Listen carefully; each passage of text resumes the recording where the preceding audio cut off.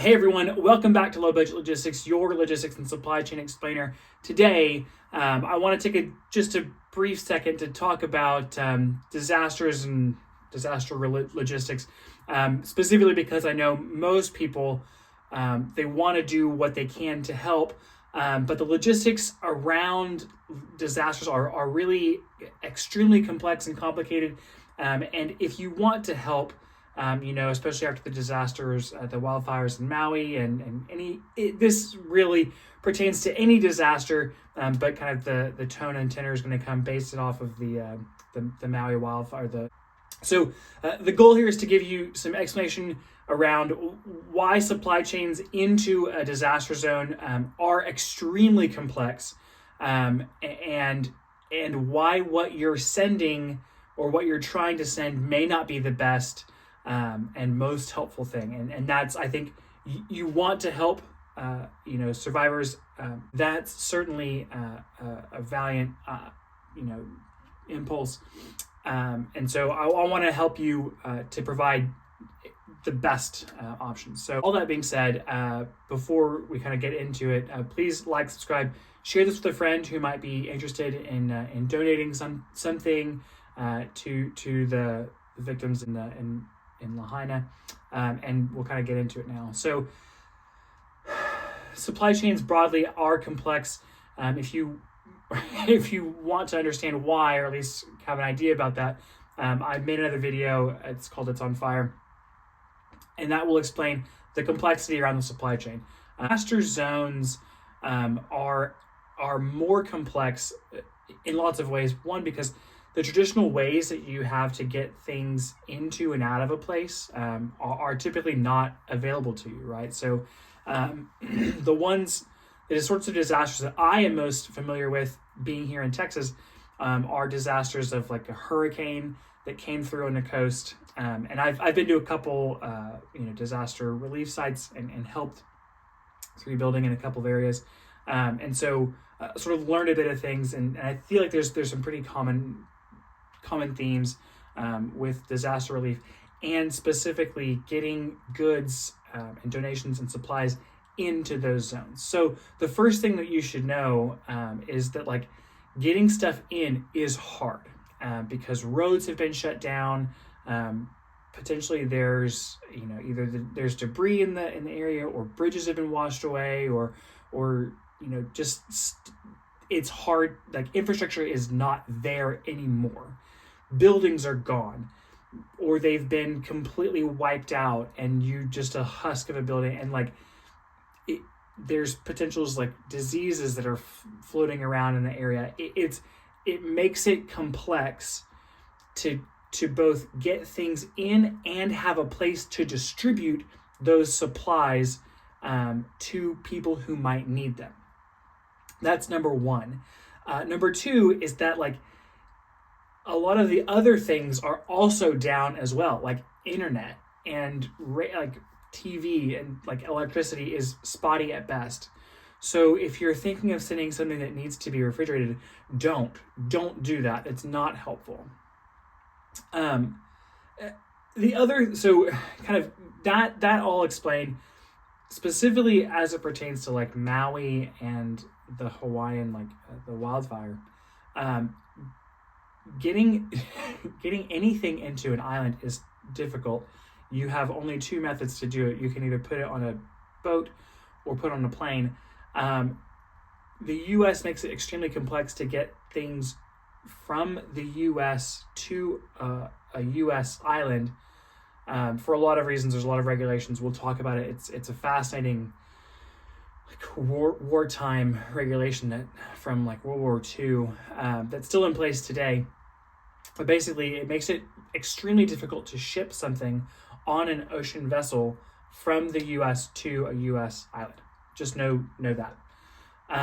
The other thing is that planes, if you're trying to ship something on a plane, planes, as we discussed in another video, have a lot of restrictions. I know that one time I was helping with some relief efforts in the Bahamas, and a very generous, very wealthy individual had a private plane, and they wanted to, help by sending supplies into the Bahamas.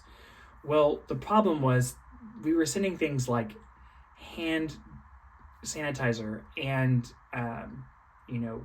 chainsaws and chainsaw fuel and things of that nature, alcohol swabs. All of that is flammable and it's all hazardous, and so you have to have proper documentation, but the pilot needs to know what he's actually putting on his plane. Again, we talked about that in my planes video. If you're sending something in that manner, you need to properly document what it is that you're sending so that whoever's actually flying the plane knows what they're actually moving. Because heaven forbid you send something that's flammable, it catches fire, and then you're just making the matter worse. And no one wants to do that. I'm certain that's not anyone's intent. So know that. The other thing with disaster logistics is that what people need, what survivors need, changes rapidly, and it typically changes much faster than you're able to get your supplies to them, which is weird. So we've talked about how the logistics timeline and supply chain takes a long time, right? To move stuff from China into the U.S. takes between a week if you're flying on a plane, up to a month, 6 weeks if you're going on the ocean. That still is true. It takes time to get things from one place to another. And then once they're physically on the ground, it will take more time to get to the places that it's needed, right? To the distribution hubs and centers, wherever it's going. So know that whatever you're sending, at the very best, will take at least 3 days to get to the victims. We'll just say that. In 3 days, they could have water, they could have power. There's lots of things that happen within time frames that kind of happen pretty rapidly, and it changes the things that are needed. For instance, the last time that I helped out at a disaster relief area was on the coast in Texas, as I mentioned, and I was there like a week later. Literally, the friends and I were helping people dig out parts of their homes to find the valuables or the personal things that they wanted or needed. That was a week after the actual hurricane had blown through. Well, in that week, the first thing that they needed was water. People who had children needed like supplies, needed like baby supplies, diapers, those types of things. By the time that we got there was so much water sitting around that the disaster relief stations couldn't give it away. There were so many clothes, there was so much water, there was so much diapers of all shapes and sizes and forms just sitting around that no one wanted because no one needed it anymore. And ultimately all of that was just going to waste. There's lots of reasons for that. Typically because if you're relatively close, you can move those items a little bit quicker. So for instance, in Lahaina, they're probably getting water and supplies from another island in the archipelago. And so they don't necessarily need water. So just sort of know that they definitely don't need it at this point in time. And you as the person trying to give and donating, you want to give the thing that they need. Well, you're never going to be able to know that because it changes so rapidly. And by the time that you might guess at what they might need, right? Like now you're probably going, oh, they might need building supplies. That may have been solved already. Or by the time that you are able to actually get that thing to them, then, well, they don't need it anymore. And so that's what makes this whole thing very complex. And there's lots of studies that have been done on this, and there's lots of reasons why. This is sort of just a very brief explainer to help people who might want to donate or send things. Don't. If you're going to send something, send money. And this is hands down has been confirmed by every single study that's ever been done, is to send money.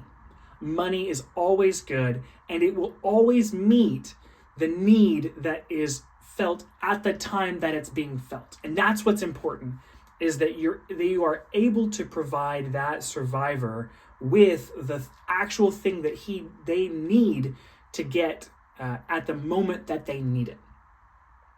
There's lots of ways to do that. The Red Cross is fantastic about this. They have an awesome organization.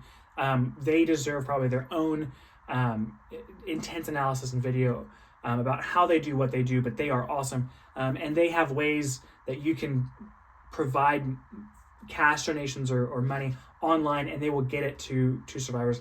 That's going to be it.